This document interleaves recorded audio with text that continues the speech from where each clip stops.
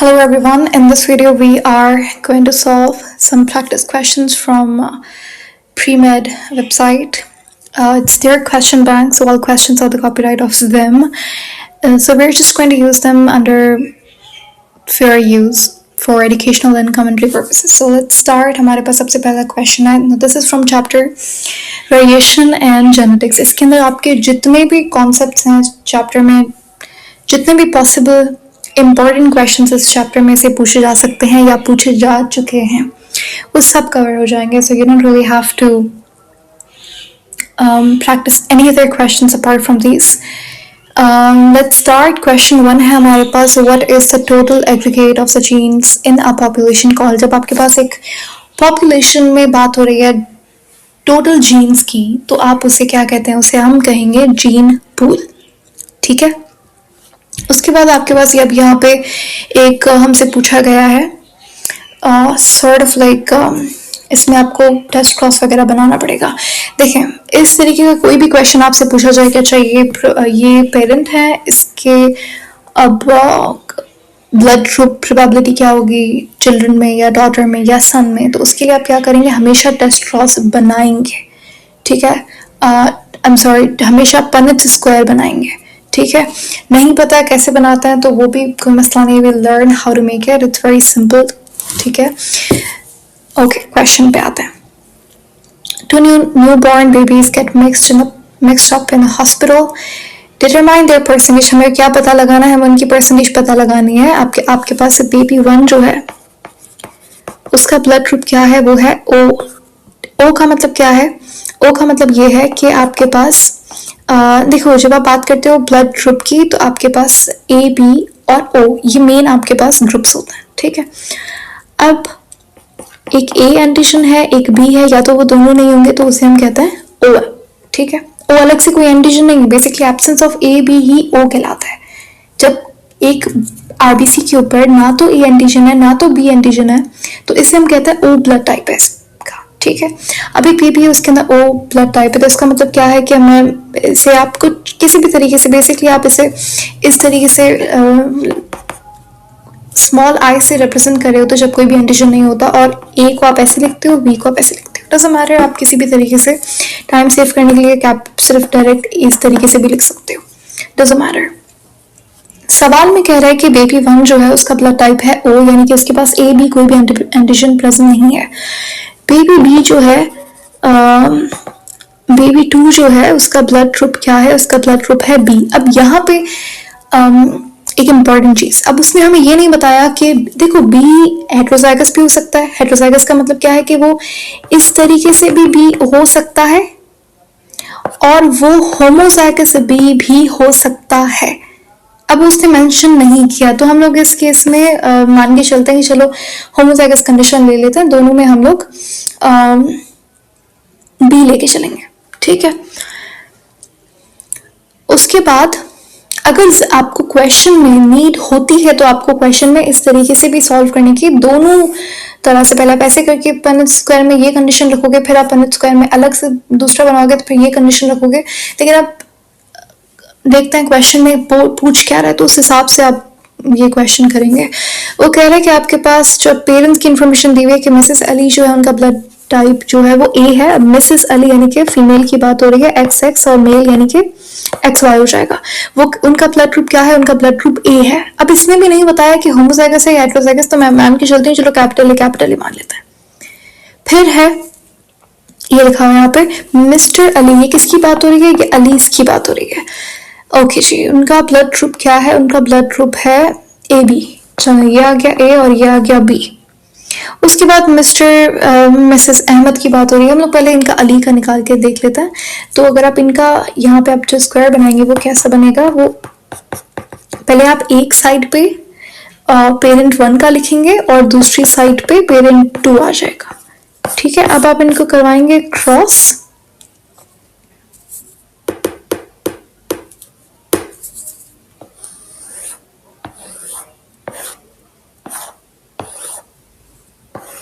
ठीक है. इनका अब आप करवाएंगे cross.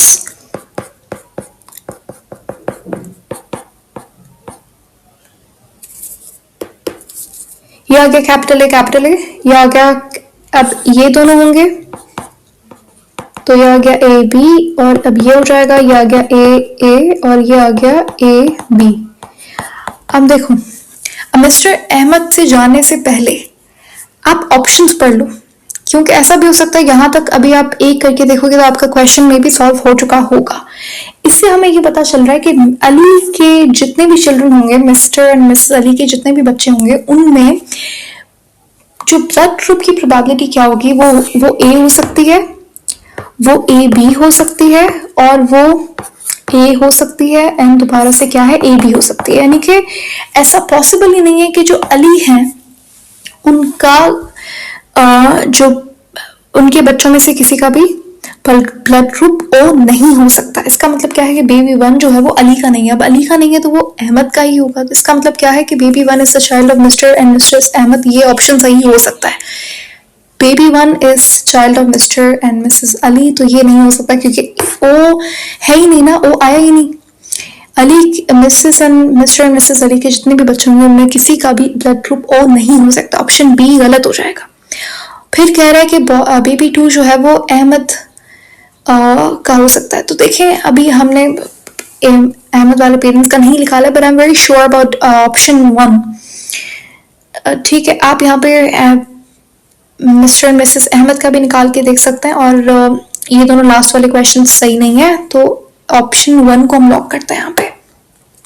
It's the right option. ठीक है, समझ आ गया क्वेश्चन। आगे चलते हैं। A man who is normal. अब ये अगला सवाल है आपके पास।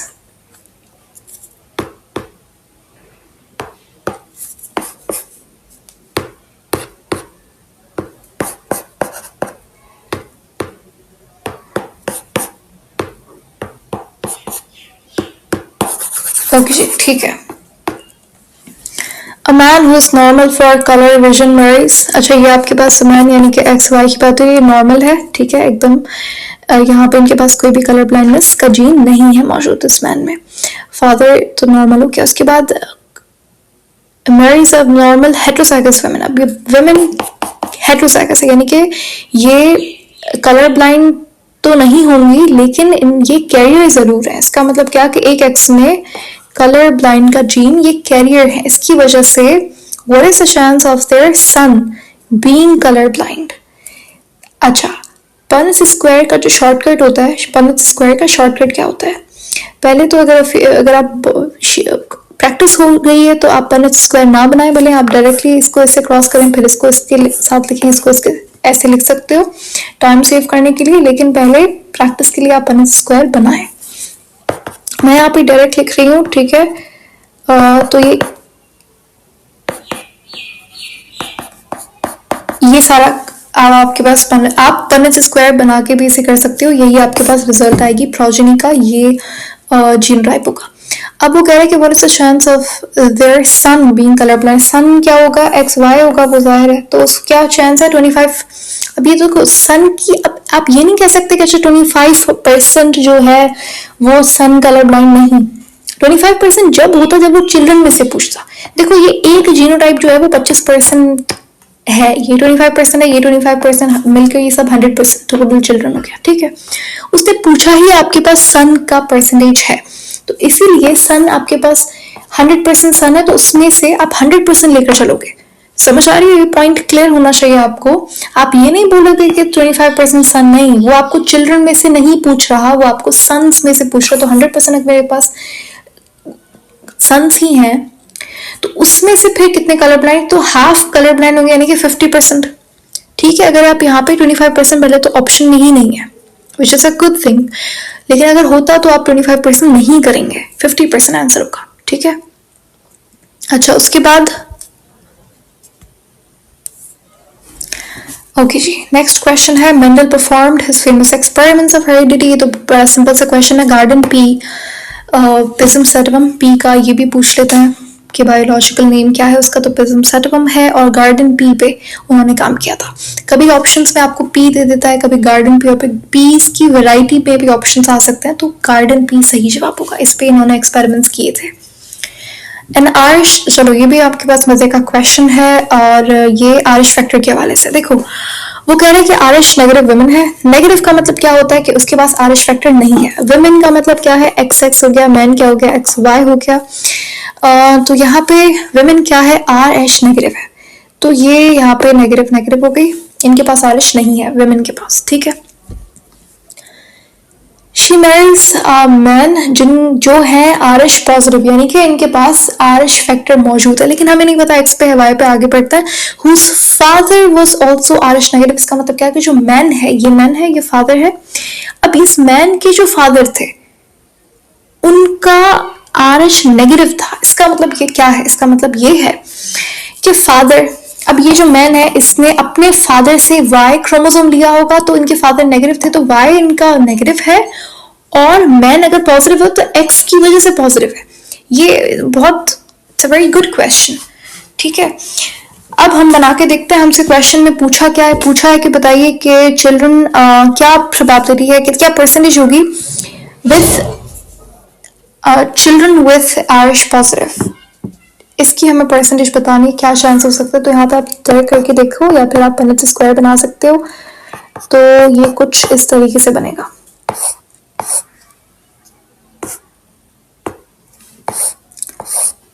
ये हो गया एक्स वाई नेगेटिव नेगेटिव, अब इसको हम करेंगे एक्स एक्स नेगेटिव पॉजिटिव, अब ये हो गया एक्स वाई नेगेटिव नेगेटिव। समझ आ गई बात। अब पॉजिटिव क्या है, पॉजिटिव ये है और ये, यानी कि 50% जो चिल्ड्रन होंगे वो पॉजिटिव होंगे, 50% नेगेटिव होंगे, ठीक है। ओके, नेक्स्ट क्वेश्चन है हमारे पास, which of the following genotypes can not occur amongst the offspring from the mating between a person of blood group A and blood group B। हमारे पास एक बंदा जिसका समझ के चलते हैं वो फीमेल है, फीमेल मैन, यहाँ पे कुछ भी डिटेल वगैरह कुछ नहीं दिया हुआ, वो कह रहा है कि person with blood group A है, चलो मान के चलते हैं ये होमोजाइगस था, ठीक है, और ब्लड ग्रुप बी जो वुमेन है वो ब्लड ग्रुप बी है, चलो ठीक है। अब यहाँ पे इन्होंने मेंशन नहीं किया वो बी होमोजाइगस है या बी हेटेरोजाइगस है, वी डोंट नो दैट, ठीक है, हम होमोजाइगस मान के चलते हैं। हमें बताना कि उन्होंने पूछा ये है कि जो इनके चिल्ड्रन होंगे उनमें कौन सा ब्लड ग्रुप नहीं हो सकता, क्रॉस करवा के देखो। अब इनका A B A B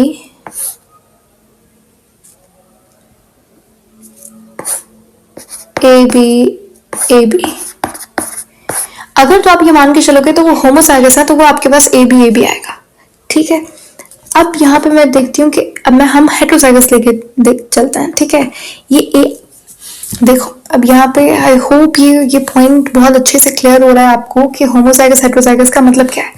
homozygous का मतलब ये है कि वो दोनों कैपिटल बी एंटीजन होगा, और हेटेरोजाइगस का मतलब ये है कि mother for example mother side से उसको बी मिला, बी एंटीजन मिला, फादर साइड से उसको कोई भी एंटीजन नहीं मिला, तो ये हेटेरोजाइगस बी कंडीशन है, ठीक है। लेकिन क्योंकि बी डोमिनेंट होता है तो आपके पास ये क्या हो गया यहाँ पे, अच्छा यहाँ पे डोमिनेंट रिसेसिव का कोई केस नहीं होता, ये मल्टीपल एलिलिज्म है, तो दोनों ही क्या होंगे, अगर ए भी आ गया तो इनमें से कोई ऐसा नहीं कि ए डोमिनेंट तो वो एक्सप्रेस होगा बी नहीं होगा, नहीं ऐसा नहीं है, दोनों ही एक्सप्रेस होंगे, मल्टीपल एलिलिज्म वाला केस ही है ए बी ब्लड ग्रुप। तो ये हेटेरोजाइगस कंडीशन है, ठीक है, यानी कि फादर साइड से इसको कोई भी एंटीजन नहीं मिला, तो ये हेटेरोजाइगस कंडीशन है। अब जब हमने होमोजाइगस का क्रॉस करवाया तो ये ए बी सारा आ गया, तो इसका मतलब ये कि ए बी तो होगा ही होगा उनके प्रोजेनी में। अब अगर आप यहाँ पे करके देखते हैं, ये हमने ले लिया ए हेटेरोजाइगस और बी हेटेरोजाइगस, अब आप इसको क्रॉस करवाएं तो ये हो जाएगा ए बी ए आई, फिर है बी आई का मतलब क्या है, स्मॉल आई का मतलब है नो एंटीजन यानी कि ओ, उसके बाद है आई, ठीक है। इसका मतलब क्या है कि इनकी जो चिल्ड्रन होंगे, जो बच्चे होंगे, उनमें ए बी की ए बी हो सकता है, ए भी हो सकता है, बी हो सकता है और ओ हो सकता है, ठीक है। अब ऑप्शंस में आते हैं, ए हो सकता है, बी हो सकता है, ओ ए बी सब हो सकता है, लेकिन कैपिटल ए बच्चों में नहीं हो सकता, ठीक है, ये नहीं। हम उससे पूछा ये था कि क्या नहीं हो सकता, तो कैपिटल ए नहीं हो सकता, ठीक है। ऐसे भी क्रॉस करवाया हमने, ऐसे भी क्रॉस करवाया, आपको कैपिटल ए नहीं दिखा, नेक्स्ट क्वेश्चन है हमारे पास, in fruit flies the gene for wing type is located on an autosomal chromosome the allele. अब ये सारा इन्फॉर्मेशन वो टाइम कंज्यूम करने के लिए लिखते हैं, आगे डायरेक्टली क्वेश्चन पे आओ। The allele for wild type wings is dominant. चलो एक हमने चीज उसने बताई कि भाई वाइल्ड टाइप जो है वो डोमिनेंट है वेस्टिजियल विंग्स की कंपैरिजन में, ठीक है। तो मैं वाइल्ड टाइप को W से रिप्रेजेंट कर रही हूँ, वेस्टिजियल के लिए मैंने यहाँ पे V ले लिया। वो कह रहा है कि अगर आपके पास मेल फ्लाई है, मेल को मैं XY ले रही हूँ यहाँ पे, फीमेल को XX। मेल क्या है, होमोजाइगस डोमिनेंट है, होमोजाइगस यानी कि दोनों ही। अब डोमिनेंट कौन सा वाला था, वाइल्ड वाला डोमिनेंट था, तो ये कैपिटल W आ गया। वो क्रॉस करता है, क्रॉस कराएंगे हम। फीमेल क्या है, फीमेल है वेस्टिजियल विंग्स वाली, तो यानी कि वेस्टिजियल विंग्स वाली फीमेल है, तो ये होमोजाइगस फीमेल होगी। मैंने यहाँ पे हेटेरोजाइगस क्यों नहीं लिखा, क्योंकि देखो उसने कहा था कि वाइल्ड विंग्स जो है वो डोमिनेंट है, तो अगर मैं ये लिखती हूँ यहाँ पे तो ये एक्सप्रेस कौन सा होगा, वाइल्ड वाला। तो ऐसा हमने यहाँ पे इसलिए दोनों वेस्टिजियल फीमेल है, यानी कि वो फीमेल के पास वेस्टिजियल विंग्स है, तो दोनों यहाँ पे वी आ जाएंगे। क्रॉस करवाते हैं। क्वेश्चन में पूछा ये है कि बताइए what percentage of their female progeny is expected to have wild type wings, यानी कि बच्चों में से क्या परसेंटेज होगी उन बच्चों की जिनके पास वाइल्ड टाइप विंग्स होंगे। अब क्रॉस करवाते हैं यहाँ पे।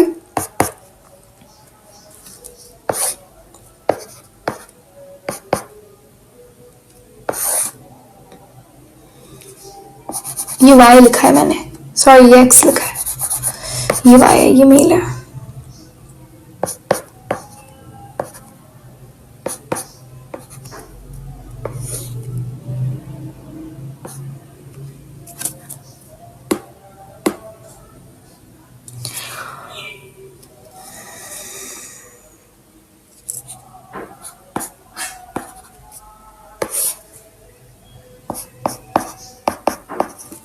ठीक है, चलें। तो ये प्रोबेबिलिटी है सारे प्रोजनी की, ठीक है। आप पनेट स्क्वायर भी बना सकते हो, कोई मसला नहीं है। जब प्रैक्टिस हो जाएगी तो आप इस तरीके से कीजिएगा, लेकिन ये थोड़ा सा कंफ्यूजिंग है, मिस्टेक नहीं करनी, ठीक है। ओके, हमसे पूछा है कि क्या परसेंटेज होगी ऑफ देयर, अच्छा फीमेल प्रोजनी का पूछा है, ये भी इंपॉर्टेंट चीज है। आप पूरे चिल्ड्रन में से नहीं बताओगे कि जब पूरे चिल्ड्रन में से वेस्टिजियल वाइल्ड वाले की ये है परसेंटेज, नो। फीमेल चाइल्ड में फीमेल क्या है, फीमेल कहाँ है, ये XX, ये भी फीमेल्स, ये मेल्स हैं, ये सन्स हैं। हमें फीमेल प्रोजनी डॉटर में बताना है। ये क्या है, ये भी वाइल्ड है और ये भी वाइल्ड है, क्योंकि वाइल्ड डोमिनेंट था। इसका मतलब ये कि जो वाइल्ड विंग्स वाली फीमेल होंगी वो 100% होंगी, ठीक है।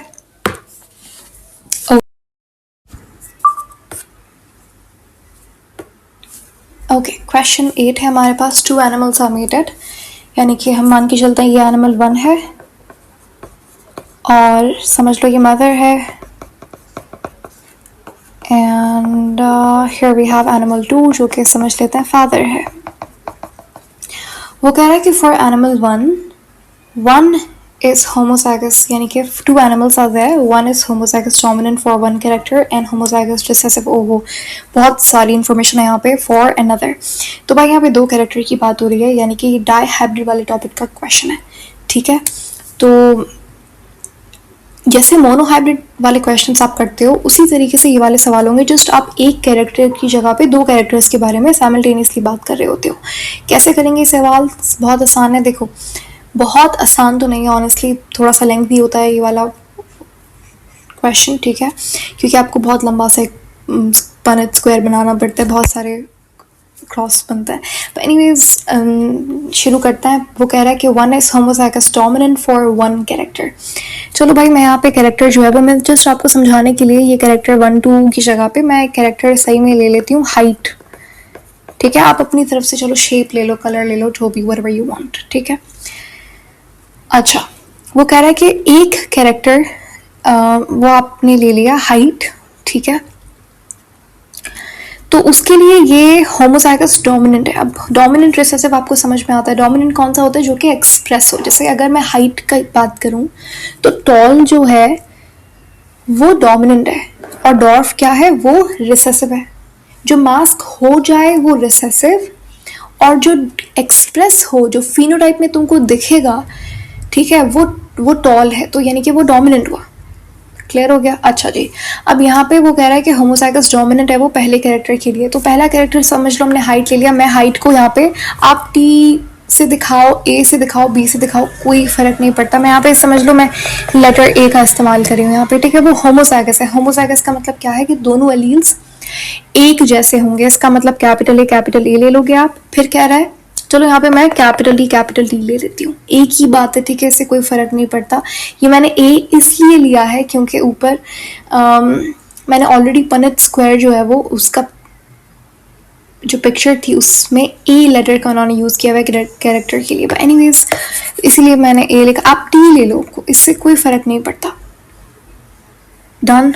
चलो, फिर कहता है कि होमोजाइगस रिसेसिव है वो दूसरे कैरेक्टर के लिए। अब रिसेसिव के लिए आप जो लेटर यूज़ करते हैं वो स्मॉल लेटर्स होता है, ठीक है। अब दूसरे कैरेक्टर आप समझ लो मैं बी से इसे रिप्रेजेंट कर रही हूँ, वो होमोजाइगस रिसेसिव है। होमोजाइगस यानी कि दो सेम एलील्स होंगे। रिसेसिव यानी कि वो कैसा होगा, स्मॉल लेटर से आप उसे बनाओगे तो ये कुछ इस तरीके का जीनोटाइप आपको मिल गया पेरेंट वन का। फिर अदर एनिमल के लिए वो बात कर रहे हैं, देखो यहाँ पे लिखा हुआ है द अदर एनिमल, ठीक है। तो भाई हमारे पास जो फादर हैं उनका हेट्रोजाइगस कंडीशन है दोनों ही कैरेक्टर्स के लिए। अब हेट्रोजाइगस का मतलब क्या है कि वो capital A small a character one के लिए और कैरेक्टर टू के लिए भी वो कैपिटल बी स्मॉल बी, यानी कि हेट्रोजाइगस कंडीशन हो गई। यहाँ तक समझ आ गया? अब आप क्या करेंगे, अब आप यहाँ पे पहले सवाल पढ़ लेते हैं। How many phenotypes are expected in the offspring of this cross? यानी कि आपके पास कितना टाइप का फिनोटाइप देखने को मिलेगा बच्चों में। इनके जो प्रोजनी होगी, इनके जो ऑफस्प्रिंग होंगे, जो बच्चे होंगे इनके, उनमें आपको कितने टाइप का फिनोटाइप देखने को मिलेगा, यानी कि वो दिखने में क्या वैरायटी होगी उनकी, ठीक है। कैरेक्टर वन और कैरेक्टर टू के हवाले से। कैरेक्टर वन समझ लो हमने हाइट ले लिया, कैरेक्टर टू आप समझ लो आप कलर ले लो यहाँ पे, ठीक है। तो मैंने हाइट को यहाँ पे ए से दिखाया हुआ है और कलर को मैंने बी से दिखाया हुआ है, ठीक है। सवाल समझ आ गया? अब इसे सॉल्व कर सकते हो। आप कैसे करेंगे, आप इनका प्रोजनी कैसे निकालोगे? सबसे पहले आप बनाएंगे गैमेट्स बनाते हैं। उसके बाद आप क्या बनाएंगे, उन्हीं गैमेट्स को क्रॉस करवाएंगे पनेट स्क्वायर को यूज करके। अभी जो मैंने ये नाम लिए हैं क्रॉस, पनेट स्क्वायर, नहीं समझ आया, इट्स ओके, मैं अब समझाती हूँ इसका मतलब क्या है। देखो, गैमेट्स बनाने का मतलब ये है कि आपके पास ये जीनोटाइप गिवन है। अब इसमें आप गैमेट्स कैसे बनाएंगे, आपने कुछ नहीं करना, क्योंकि आप यहाँ पे देखो दो कैरेक्टर्स को साथ लेकर चल रहे हो। डायहाइब्रिड में यही होता है ना, ये पहला कैरेक्टर है, ये दूसरा कैरेक्टर है, तो दोनों के गैमेट्स साथ में बनेंगे। तो सबसे मुश्किल पार्ट यही होता है। उसके मुश्किल तो नहीं कह सकते, इट्स जस्ट थोड़ा बहुत आपको पहली बार में समझने की ज़रूरत है। अब आपने क्या करना है, आसान में छोटी सी ट्रिक है यहाँ पे। आपने यहाँ पे जस्ट ये बन गया पहला गैमेट हमारे पास, ठीक है, कैपिटल ए स्मॉल बी। अब इसी को आप इससे क्रॉस करवाएंगे, ये हो गया कैपिटल ए स्मॉल बी, और अब ये दूसरा वाला कैपिटल ए स्मॉल बी और इसी तरीके से कैपिटल ए स्मॉल बी, ये बन गए हमारे पास गैमेट्स पेरेंट वन के। सेम चीज़ आप यहाँ पे करो। आप इसको जल्दी से कर लेते हैं, capital A small B, okay, ठीक है, और ये हो गया स्मॉल ए स्मॉल बी। अब आप क्या करेंगे, अब यहाँ पे करवाएंगे क्रॉस करवाने के लिए आप इस्तेमाल करेंगे पनेट स्क्वायर का, जो एक तरीका कुछ भी नहीं है, जस्ट स्क्वायर की शेप में हमारे पास। आप क्रॉस करवाने के लिए आसानी होती है इससे, तो हम लोग उस तरीके का यूज़ करते हैं। आप एक साइड पे पेरेंट वन लिखते हो, पेरेंट वन के गैमेट्स लिखते हो, और एक साइड पे पेरेंट टू के गैमेट्स लिखते हो, ठीक है, और फिर आप इस तरीके से इन्हें क्रॉस करवाते हो, ठीक है। कैसे करवाएंगे ये चीज़ आपने जो है, अगर मैं यहाँ पे बना के दिखाऊँ आपको, तो ये चीज़ जो है आपने यहाँ पे लिख ली, ठीक है, और ये वाले जो हैं ये आपने एक यहाँ लिख लिया, A B B A B. अब आप इनको क्रॉस करवा सकते हो, ठीक है। क्या करोगे, क्रॉस मैं करके दिखाती हूँ। ये कैपिटल ए और क्या था, कैपिटल बी है ये, ठीक है। तो यहाँ पे हो जाएगा ए बी बी। मैंने क्या कुछ भी नहीं करना, ये जस्ट इसको और ये जो पहला वाला होगा दोनों में पहली रो पहली कॉलम आपने जस्ट उनको साथ में लिख लेना है। ये बन गया आपका पहला ऑफस्प्रिंग का जीनोटाइप, ठीक है। अब टाइम सेव करने के लिए मैंने यहाँ पे ऑलरेडी ये बना के ये आपको दिख रहा है, ये कुछ इस तरीके से इनका क्रॉस दिखेगा, ठीक है। ये वही गैमेट्स हैं जो हमने बनाए थे, ये पेरेंट 2 आ गया, ये पेरेंट 1 आ गया हमारे पास, ठीक है। ये आपको दिख रहा है यहाँ पे क्रॉस बना हुआ है। अब देखो हम कैसे फाइंड करेंगे प्रोजेनी कितनी है, हमसे सवाल में तो यही पूछा है ना, क्वेश्चन तो यही है, how many phenotypes are expected, भाई कितना फिनोटाइप आपको मिलेगा यहाँ पे प्रोजेनी में। अब देखो मैंने माना था कि जो कैरेक्टर 1 है वो मैंने माना था हाइट है, तो कैपिटल ए क्या होगा, टॉल, कैपिटल ए टॉल होगा, ये भी toll toll toll toll toll toll. अब कैपिटल ए स्मॉल ए क्या होगा, टॉल होगा, ठीक है। हेटेरोजाइगस कंडीशन है लेकिन डोमिनेंट वाला एक्सप्रेस होगा, ये टॉल होगा। फिनोटाइप पूछी है ना उसने, ये भी टॉल होगा, toll toll toll toll toll toll, ये सारे टॉल होंगे, यानी कि मुझे हाइट में सारे बच्चों में आपको टॉल हाइट दिख रही है। चलें अब आ जाते हैं कैरेक्टर 2 पे। कैरेक्टर 2 में आप हमने देखा था, हमने कलर का एग्जांपल लिया था, हमने कहा था कि अच्छा कैपिटल बी है तो मत समझ लो तो रेड कलर होगा उसका, और अगर स्मॉल बी है तो समझ लेते हैं उसका ग्रीन कलर होगा, ठीक है। और रेड जो है वो डोमिनेंट है, ये मैंने जस्ट आप एग्जाम्पल के तौर पे आप खुद से मान सकते हो कि यहाँ पे ग्रीन रेड किया हुआ है, इसलिए मैं पर्टिकुलरली ग्रीन और रेड बोला मैंने, ठीक है, और कोई रीज़न नहीं है। देखो अब ये कैपिटल बी और स्मॉल बी, ठीक है, डोमिनेंट वाला एक्सप्रेस होगा तो ये रेड है, देख किया मैंने यहाँ पे रेड कलर, इसी तरीके से ये रेड रेड रेड, ठीक है। ये ग्रीन है क्योंकि होमोजाइगस रिसेसिव कंडीशन में रिसेसिव वाला एक्सप्रेस होगा, क्योंकि बॉस तो है नहीं ना, डोमिनेंट तो नहीं है, तो ये अकेला है तो ये फिर एक्सप्रेस हो रहा है। ये ग्रीन है सारा, ये रेड है, रेड रेड रेड, ये सारा ग्रीन है, आपको जैसे दिख रहा है यहाँ पे ये वाली जो रो है आपके पास, ये रेड है फिर ग्रीन रेड, समझ आ गया। तो कलर में आपको ग्रीन भी दिख रहा है, आपको रेड वैरायटी भी दिख रही है, दो कलर आपको दिख रहे हैं प्रोजेनी में, और आपको सारा हाइट में टॉल ही दिख रहे हैं सब लोग। हमसे पूछा है भाई फिनोटाइप आपको कितना दिख रहा है। देखो अगर आपको लग रहा है 3, अगर आप गलती से भी यहाँ पे 3 कर लिख रहे हो तो ये बिल्कुल गलत होगा। कैसे, क्यों गलत होगा भाई, आपके पास टॉल है, ग्रीन है, रेड है, तो हुए ना 3 फिनोटाइप्स, बिल्कुल हुए। लेकिन देखो आपके पास एक ऑर्गेनिज्म में कितना फिनोटाइप देखने को मिल रहा है, 2 कैसे, 2 ऐसे कि या तो the child would be tall and red और टॉल एंड ग्रीन, इसके अलावा कोई फिनोटाइप आपको देखने को नहीं मिलेगा। कोई भी उठा लो, ये क्या है, ये टॉल ग्रीन है, ये क्या है, ये टॉल ग्रीन है, ये टॉल रेड है, ये टॉल ग्रीन, या तो टॉल ग्रीन है या तो टॉल रेड है, समझ आ गया। तो इसका मतलब 2 फिनोटाइप्स हमें यहाँ पे देखने को मिल रहे हैं। ओके फाइनली हो गया सवाल, आगे चलते हैं। नेक्स्ट क्वेश्चन है हमारे पास, कॉम्बिनेशन है एक्स एक्स वाई का। ये क्वेश्चन इंटरेस्टिंग स्टेटमेंट बेस्ड सवाल है, आसान सा पूछा है। अगर 47 क्रोमोसोम्स की कंडीशन है, बताइए वो सिंड्रोम कौन सा होगा। देखो ये आपको याद रखना है, कुछ कंडीशंस होती हैं, नॉर्मली क्या होता है, मेल जो है वो एक्स वाई होता है, फीमेल क्या होती है एक्स एक्स होती है, ह्यूमन की बात हो रही है। अब कभी कभी डिसजंक्शन या किसी भी और रीज़न, म्यूटेशन की वजह से जो क्रोमोसोम नंबर है वो किसी वजह से अगर मेल्स में ये कंडीशन देखने को मिलती है, ये नॉर्मल मेल है, लेकिन अगर एक मेल के बाद एक्स्ट्रा एक्स क्रोमोसोम आ जाए तो उसमें फीमेल कैरेक्टरिस्टिक्स देखने को मिलती है, और ये एबनॉर्मल कंडीशन है। ये कंडीशन कहलाती है क्लाइनफिल्टर सिंड्रोम, ठीक है, क्लाइनफिल्टर सिंड्रोम। और इसमें फीमेल कैरेक्टरिस्टिक्स मेल की बॉडी में देखने को मिलती है, और कभी कभी इनफर्टिलिटी तक आपको देखने को मिल सकती है, टर्नर्स में भी और क्लाइनफिल्टर्स में भी, ठीक है। इसी तरीके से टर्नर सिंड्रोम क्या होता है, अगर फीमेल में एक एक्स कम है, फीमेल जनरली क्या होता, नॉर्मली क्या है एक्स एक्स है, लेकिन अगर एक एक्स कम है यानी कि 45 की कंडीशन है, कितना क्रोमोसोम होता है टोटल 46 होता है, लेकिन अगर एक कम है तो 46 की जगह पे 45 क्रोमोसोम, एक्स वाला एक कम है, तो ये कंडीशन फीमेल्स में होती है और ये कहलाती है टर्नर सिंड्रोम, ठीक है। डाउन सिंड्रोम क्या होता है, अगर आपके पास जो 21 क्रोमोसोम है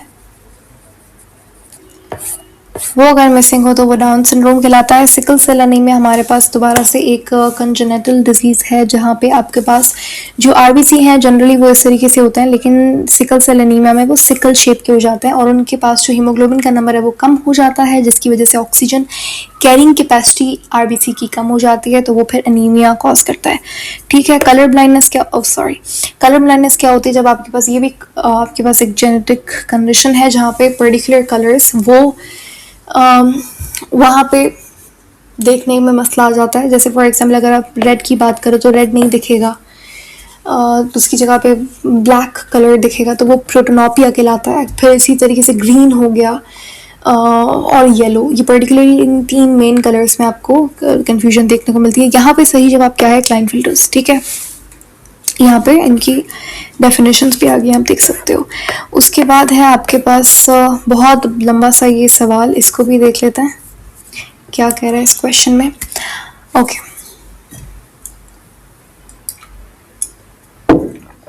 a pure breeding plant with a dominant अच्छा ये हमारे पास प्लांट है प्योर ब्रीडिंग कहाँ गया ये? A pure breeding plant with the dominant phenotype of character P। हमारे पास एक कैरेक्टर है, ओके, एक कैरेक्टर P जो है उससे रिप्रेजेंट किया हुआ इन्होंने। ठीक है, तो एक कैरेक्टर P जिससे यूज किया गया P लेटर और वो डोमिनेंट है, dominant phenotype of character P। Dominant का मतलब हमें नहीं पता वो डोमिनेंट हेटेरोजाइगस है या फिर होमोजाइगस है, आगे क्वेश्चन पढ़ता है। And the recessive phenotype of character Q was crossed with another। अच्छा जी, ये 2 प्लांट की बात हो रही है। ये प्लांट 1 ले लिया हमने और ये प्लांट ले लिया हमने 2। प्लांट 1 में वो कह रहा है कि भाई हमारे पास डोमिनेंट फिनोटाइप है कैरेक्टर P। फिनोटाइप का मतलब क्या है कि वो दिखने में वो P कैरेक्टर जो है वो डोमिनेंट था, वो एक्सप्रेस हो गया। और रिसेसिव, चलो ये हमने कैपिटल P बना दिया डोमिनेंट के लिए, और रिसेसिव क्या है? फिनोटाइप ऑफ कैरेक्टर Q है। मैं यहाँ पे कैपिटल P लिख लेती हूँ डोमिनेंट फिनोटाइप के लिए। और कहाँ गया? रिसेसिव फिनोटाइप है Q के लिए। अब Q के लिए हम स्मॉल q लिख लेते हैं। रिसेसिव कंडीशन, रिसेसिव तो तभी होगा ना एक्सप्रेस जब वो क्या है, वो स्मॉल q होगा, यानी कि होमोजाइगस रिसेसिव होगा। ठीक है, चलो प्लांट 2 पे आ जाते हैं। प्लांट 2 में वो कह रहा है, कहाँ गया? ये रहा। where is okay,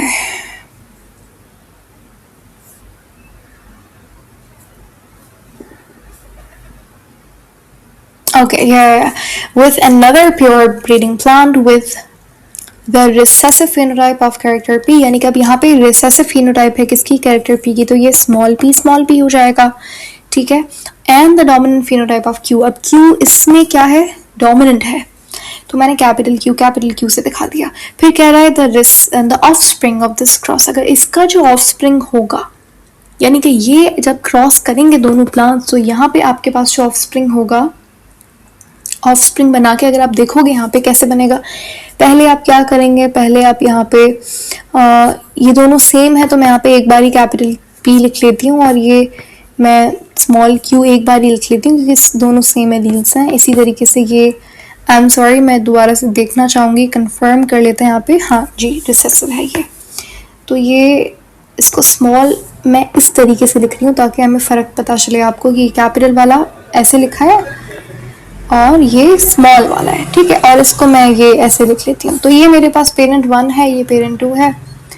अब वो कह रहा है कि इसका जो ऑफस्प्रिंग होगा वो आगे क्रॉस होगा, ये वो, लेकिन पहले हमने क्या करना है? इनका ऑफस्प्रिंग क्या होगा? जब आप इनको क्रॉस कराओगे तो क्या बनेगा? Capital P small p capital Q small q, ये बन गया इनका ऑफस्प्रिंग। इनका जो ऑफस्प्रिंग होगा उसमें जीनोटाइप कंडीशन ये होगी। क्लियर हो गया? दोनों क्या है? हेटेरोजाइगस कंडीशन बन गई हैं दोनों कैरेक्टर्स के लिए, P के लिए भी Q के लिए भी। आगे बात करते हैं the offspring of this cross. अब इस क्रॉस का ये जो हमारे पास ऑफस्प्रिंग बना है, इसको आप क्रॉस करवाओ, कह रहा है इसको आप क्रॉस करवाओ विथ अ डबल होमोजाइगस, कहाँ गया, विथ अ डबल होमोजाइगस। अब वो कह रहा है कि ये मेरे पास कोई तीसरा प्लांट है, इसमें वो कंडीशन दे रहा है हमें कि भाई ये जो है वो डबल होमोजाइगस है पी के लिए। तो पी के लिए ये कैसा है, ये होमोजाइगस रिसेसिव है, यानी कि स्मॉल पी है। एंड क्यू के लिए भी ये स्मॉल क्यू है, ठीक है। ये तीसरा प्लांट है, वो कह रहा है कि आप इनको क्रॉस करवाओ।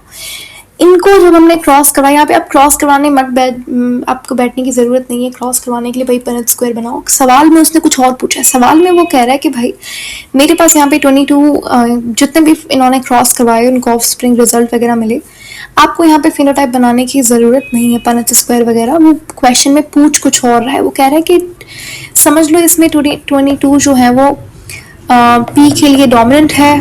फिनोटिपिकली डोमिनेंट का मतलब क्या होता है, एक्सप्रेस जो हुआ। और वही 22 जो हैं, और मतलब 22 बच्चे जो हैं वो पी के लिए डोमिनेंट हैं और क्यू के लिए वो रिसेसिव हैं। फिर कह रहा है कि 5 वर डोमिनेंट फॉर बोथ, ये पी के लिए भी डोमिनेंट है और ये क्यू के लिए भी डोमिनेंट है, ऐसा ही बोल रहा है, हाँ जी। फिर कह रहा है कि 5 वर रिसेसिव फॉर बोथ, यानी कि ये पी और क्यू दोनों के लिए रिसेसिव है। एंड देन वो बात कर रहा है कि 24 वर फिनोटिपिकली रिसेसिव फॉर पी के लिए रिसेसिव और ये डोमिनेंट क्यू के लिए डोमिनेंट है, ठीक है। चलो ये सारी इसने डेटा वगैरह जो भी थी दे दी। फिर अब असल में क्वेश्चन अब पूछा है इसने बोला कि भाई ये जो हमने इतनी बड़ी डेटा आपको दी है, इतना बड़ा स्टोरी बताई है, एक्चुअल में ये कोई स्टोरी भी नहीं, इट्स लाइक अ टेल, इतना बड़ा सवाल था। वो कह रहा है विच of the following types of inheritance is illustrated by this. भाई ये जो रिजल्ट आया है ये किस का एग्जाम्पल है, क्या ये जीन लिंकेज है पी और क्यू के दरमियान में, क्या ये इंडिपेंडेंट सेग्रीगेशन हो रही है पी क्यू की, क्या ये मेंडेलियन डायहाइब्रिड है या मल्टीपल एलील्स है, ओहो। मतलब सिंपल सा क्वेश्चन था, ये डेफिनेशन भी दे सकता था लेकिन नहीं। प्रैक्टिस मतलब ठीक है, अच्छा सवाल है, प्रैक्टिस करने के लिए गुड क्वेश्चन। आई होप ऐसा सवाल कभी आपको एक्चुअल एंट्रेंस में ना मिले देखने को, because it's a very time consuming question. Anyways तो भाई पहली बात तो देखें, ये जिसको लग रहा है ये चलो डायहाइब्रिड 2 कैरेक्टर है तो डायहाइब्रिड टिक कर लेते, नहीं वो नहीं होगा, क्योंकि देखो गलत हो गया ना, इसलिए नहीं होगा क्योंकि देखो डायहाइब्रिड में क्या, डायहाइब्रिड का मतलब क्या होता है, डायहाइब्रिड इनहेरिटेंस ये इसलिए नहीं है क्योंकि हमेशा डायहाइब्रिड इनहेरिटेंस के अंदर आपके पास जो पी और क्यू है वो क्या होगा कि आप कह सकते हो इंडिपेंडेंटली असॉर्ट होंगे वो, ठीक है। और उनका जो रेशो होगा वो इस तरीके से 22, 5, 5, 24 ये है 22, वो इतना अनइक्वल नहीं होगा, ठीक है। और जो डायहाइब्रिड और independent segregation and P and Q ये दोनों रिलेटेड ही हैं, यानी कि अगर आप मैनल का जो 3rd लॉ है इंडिपेंडेंट असॉर्टमेंट वाला वो देखो तो उसमें वो डायहाइब्रिड क्रॉस लेकर ही आपको समझाया जाता है, ऐसा ही है। तो ये दोनों ही क्वेश्चंस ऑप्शंस गलत है यहाँ पे। इसके पीछे रीज़न ये है कि जब आप बोलते हो ना कि पी और क्यू अगर इसमें अगर एक्चुअली इंडिपेंडेंटली असॉर्ट हो रहा होता तो यहाँ पे जो प्रोजेनी होती उसमें आपको जो रेशो है फिनोटाइप का वो इक्वल देखने को मिलता कि पी इतना है तो क्यू इतना, तो उसमें रेशो आपको 1:1:1:1 देखने को मिलता, जबकि यहाँ पे बहुत ही अनइक्वल रेशो है 22, 5, 5, 24, ठीक है। तो इसका मतलब ये पी और क्यू जो है ये इंडिपेंडेंटली असॉर्ट नहीं हो रहे, जिसका मतलब कि पी और क्यू जो है वो जीन लिंक्ड है। इसकी वजह से वो एक ऑर्गेनिज्म में अनइक्वली मतलब प्रोजेनी में वो आपको अनइक्वल डिस्ट्रीब्यूशन आपको देखने को मिल रही है, ठीक है। तो इसीलिए I will go with option A. बाकी रही बात मल्टीपल एलील्स की तो बड़ा सिंपल सा ऑप्शन है, ये नहीं होगा क्योंकि देखो मल्टीपल एलील्स का मतलब क्या होता है, जैसे आपके पास एक ऑर्गेनिज्म में एक से ज़्यादा एलील जब डोमिनेंट होता है तो उसे आप मल्टीपल एलीलिज्म कहते हो, जैसे एबीओ ब्लड ग्रुप सिस्टम, तो उसका यहाँ पे कोई लेना देना नहीं है। पॉलीजेनिक इनहेरिटेंस क्या होती है भाई, जब आपके पास एक पॉपुलेशन में बहुत एक ही कैरेक्टर के बहुत सारे जीन्स देखने को मिलते हैं, ध्यान से सुनो, एक ही पॉपुलेशन में समझ लो इंसानों की बात हो रही है, उसमें जब आपको एक से एक कैरेक्टर के बहुत सारे एलील्स देखने को मिलते हैं और बहुत थोड़ी वेरिएशन के साथ। एग्जाम्पल के तौर पे स्किन कलर, हमारे पास ऐसा नहीं है कि एक डोमिनेंट है तो फेयर डोमिनेंट है और जो आपके पास डार्क शेड्स हैं वो आपके पास ऐसा नहीं है, ठीक है। तो स्किन कलर में आपको बहुत वैरायटी देखने, बहुत सारे एलील्स देखने को मिलेंगे स्किन कलर में और बहुत थोड़ी थोड़ी वेरिएशन के साथ। तो इस इनहेरिटेंस को हम क्या कहते हैं? Polygenic inheritance. ये एग्जाम्पल किसका था? जीन लिंकेज, ठीक है। अभी भी समझ नहीं आया तो इस पिक्चर में देखो, ये जो मैंने चीज़ आपको बना के दिखाई थी, ये सेम चीज़ यहाँ पे ड्रॉ की हुई है। ये मेरे पास पेरेंट 1 था, ये प्लांट 2 था, ऐसे ही मैंने बनाया था, ठीक है। फिर इनमें आपने क्या किया? एलील्स बना लिए। इसमें डायरेक्ट एक एक लिख लिया। मैंने आपको जब बना के दिखाए थे कि डायहाइब्रिड में आप गैमेट्स कैसे बनाते हैं, पहले ये इससे होगा फिर ये इससे होगा, ठीक है। लेकिन ये क्योंकि दोनों सेम है, कैपिटल भी क्या है, हमने एक बार लिख लिया उसको। इनको क्रॉस करवाया, आपके पास ये ऑफस्प्रिंग बन गया। अब इसने कहा कि भाई ये आपके पास F1 जनरेशन बन गई। इसने आप ये जो है इसको आपने क्रॉस करवाया किसी और प्लांट के साथ, तो आपको ये कंडीशन देखने को मिली, ठीक है। ये इसने दोबारा से यहाँ पे लिखा हुआ, ये अलग से कोई नहीं है। तो ये ऑफस्प्रिंग था, ठीक है, ये इन दोनों का ऑफस्प्रिंग था। और ये आपने थर्ड प्लांट जो वो ले लिया, इनका क्रॉस करवाया, ये आपके पास प्रोजनी आपको देखने को, ये गैमेट्स बनाए। पहले क्या किया आपने? गैमेट्स बनाए, ठीक है। जब गैमेट्स बनाए फिर आपने पनेट स्क्वायर बनाया होगा, फिर उसमें फिनोटाइपिक रेशियो में आपको ये 5, 22, 24, 5 ऐसा इन्होंने डेटा में यही लिखा हुआ था, ये जिसने कोई अपनी तरफ से नहीं लिखा, ये आपने डेटा में देखा। अब इंडिपेंडेंट असॉर्टमेंट होती तो उसका रेशियो 1 रेशियो ये इक्वल रेशियो आपको देखने को मिलता है। इसका मतलब ये इंडिपेंडेंटली असॉर्ट नहीं हो रहे, क्या? पी और क्यू एलील्स, तभी ये इतना 5 फिर 22 फिर 24 ऐसा, समझ आ गया?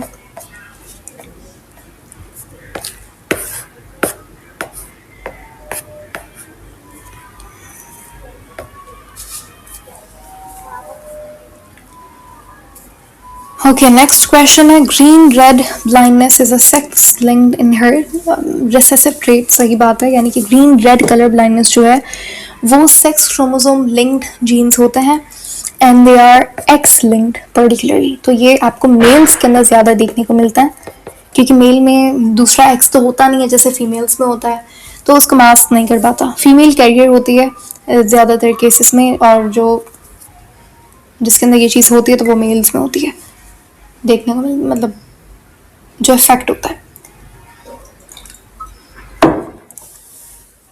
अच्छा, फिर कह रहा है कि कलर ब्लाइंड मैन, तो ये आ गया हमारे पास मैन या फिर फादर, ये है विमेन। अ कलर ब्लाइंड मैन, मैन क्या है? एक्स, वाई है, फीमेल क्या है? एक्स, एक्स है। वो कह रहा है कलर ब्लाइंड मैन है। कलर ब्लाइंड का मतलब क्या है कि उसमें कलर ब्लाइंड का जीन प्रेजेंट है और वो कलर ब्लाइंड है एक्चुअली में वो मैन, ठीक है। यहाँ पे ऐसा नहीं है वो डोमिनेंट है रिसेसिव, नहीं।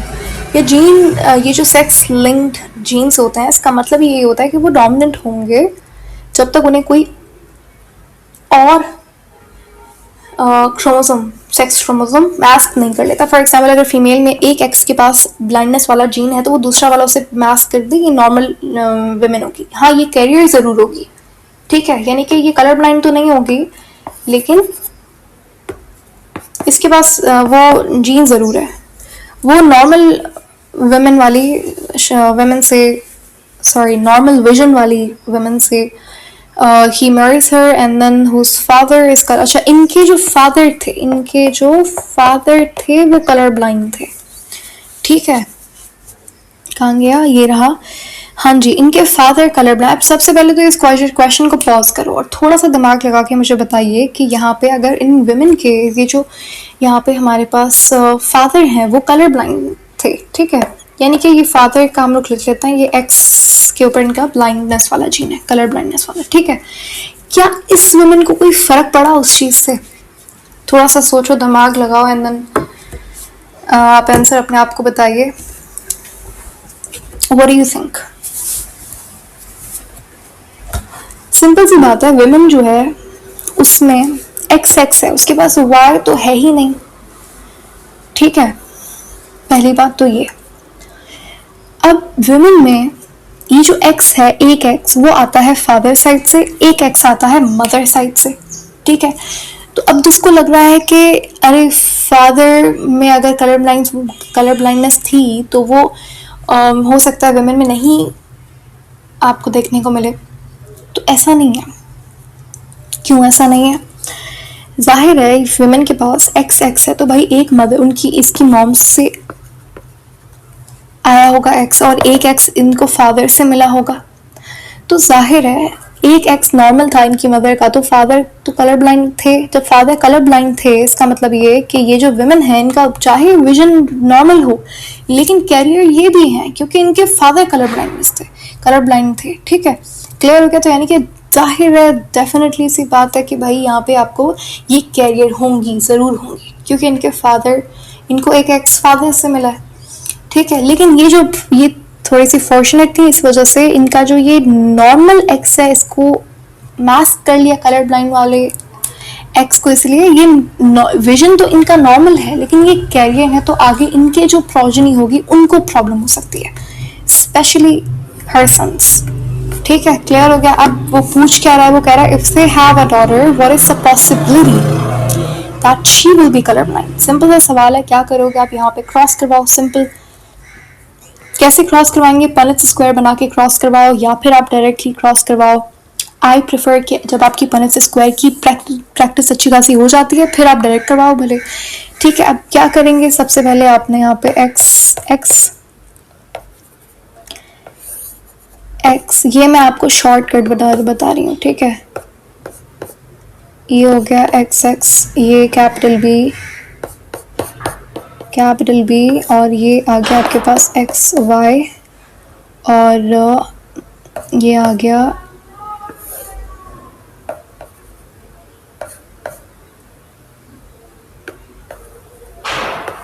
एक सेकेंड।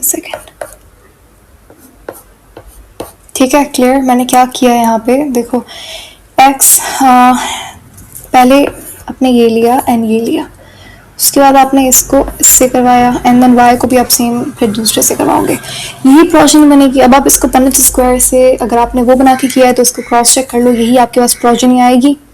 ठीक है,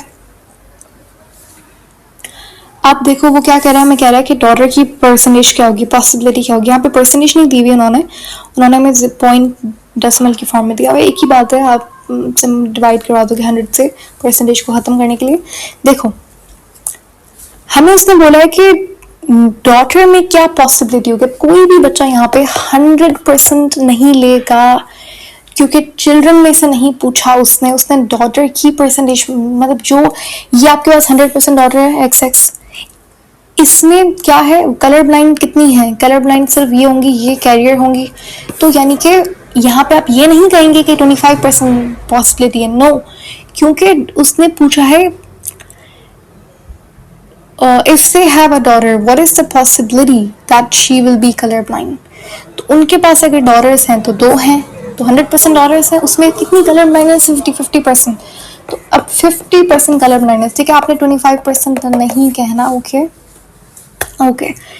अब 50% है तो यहाँ पे 0.50 सही जवाब होगा। ठीक है, 0.20 नहीं करना, ये थोड़ा सा क्लियर कर लीजिएगा। चलें, नेक्स्ट सवाल है हमारे पास। Mendel concluded that each organism has 2 hereditary factors. उन फैक्टर्स को आज के दौर में हम एलील्स का नाम देते हैं। ठीक है, when the phenotype of a heterozygote is in between the phenotypes of both the homozygous parents it's called as। अगर आपके पास ये पेरेंट 1 है और ये पेरेंट 2 है, ठीक है, अगर जो ऑफस्प्रिंग है वो उसका जो फिनोटाइप है वो इन दोनों के दरमियान में कुछ है, जैसे फॉर एग्जांपल अगर मेरे पास एक रेड फ्लावर है और ये एक पिंक फ्लावर है और ये जो प्रोजनी है इनका जो फिनोटाइप था वो बीच का कलर था कुछ रेडिश पिंक, या फिर अगर और सिंपल करके समझो जो हमारे पास ट्रेडिशनल एग्जांपल होती है जो हम हमेशा पढ़ते हैं, ये पेरेंट 1 है, ये पेरेंट 2 है,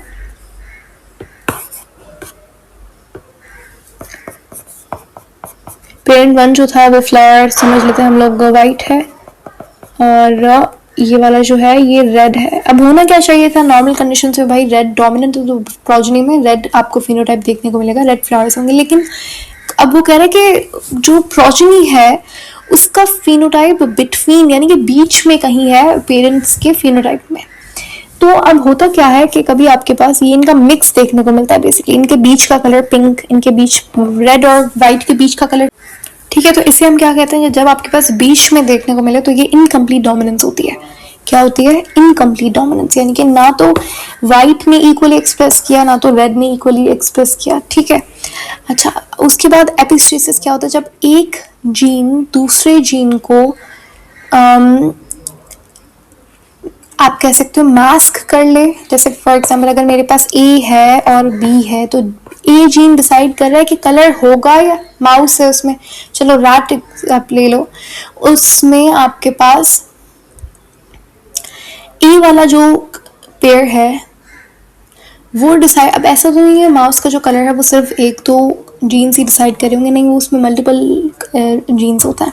तो उसमें जो ए वाला है वो समझ लो वो यहाँ पे एपिस्टेसिस शो कर रहा है। कैसे? जो ए वाला है वो डिसाइड कर रहा है कि कलर होगा या नहीं होगा। अगर ए टर्न ऑन है तो कलर होगा, कौन सा कलर होगा वो बी वाला डिसाइड कर रहा है, वो रेड है, ब्लैक है, कैसा है, ठीक है। लेकिन अगर ए वाला जीन ही ऑफ है तो वो माउस पूरा वाइट होगा। समझ आ रही है? तो ये एपिस्टेसिस है।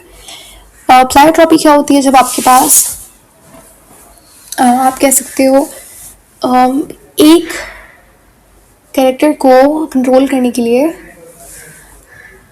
आपके पास एक ही जीन होता है नॉर्मल कंडीशन में, लेकिन जब एक जीन मल्टीपल कैरेक्टर्स को कंट्रोल करे तो वो प्लायोट्रॉपी कहलाती है। For example sickle cell anaemia वाली कंडीशन में जो सिकल सेल जीन है वो आरबीसी की शेप को भी कंट्रोल कर रहा है, वो हीमोग्लोबिन नंबर को भी देख रहा है, ठीक है। आरबीसी की शेप ऐसी हो जाएगी, हीमोग्लोबिन नंबर कितना होगा, ठीक है, ऑक्सीजन कैरिंग कैपेसिटी, तो ये सारे ये डिफरेंट चीज़ें हो गई, लेकिन एक ही जीन उसको कंट्रोल कर रहा है, ठीक है। तो इसका मतलब ये कंडीशन क्या कहलाती है? प्लायोट्रॉपी कहलाती है। कोडोमिनेंस क्या होती है? जहाँ पे दो जीन्स इक्वली एक्सप्रेस करें। फॉर एग्जांपल आप एग्जांपल ले सकते हो,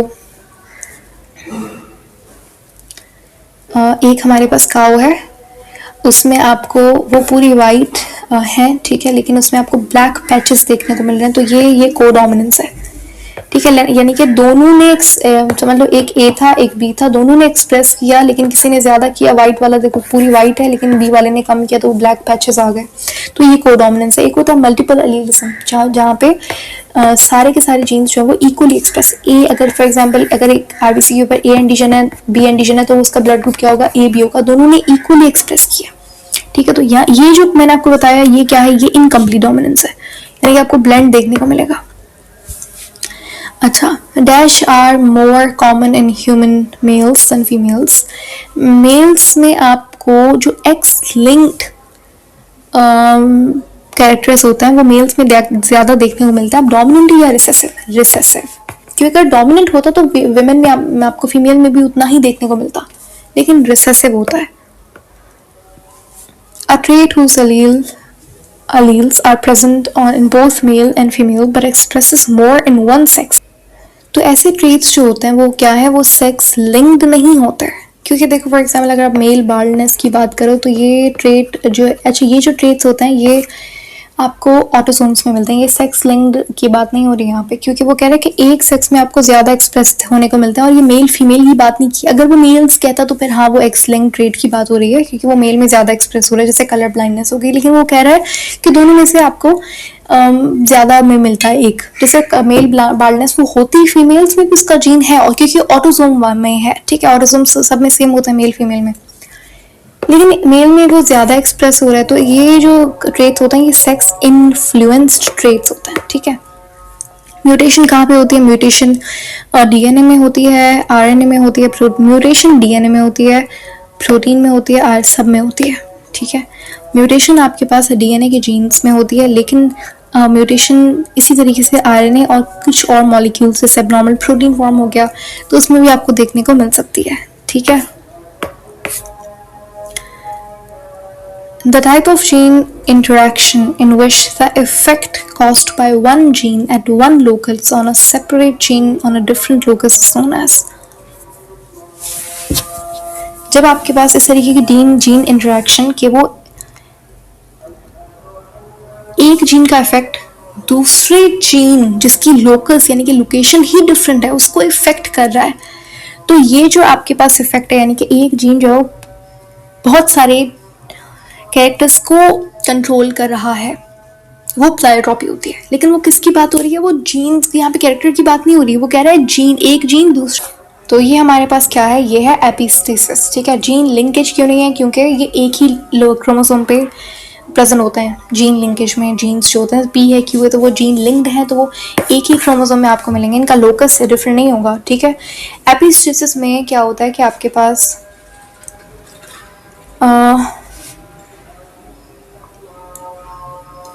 एपिस्टेसिस में आपके पास डिफरेंट जीन्स होते हैं और उनकी लोकेशन भी डिफरेंट होती है, लेकिन फिर भी वो एक दूसरे को अफेक्ट कर रहे होते हैं, ठीक है।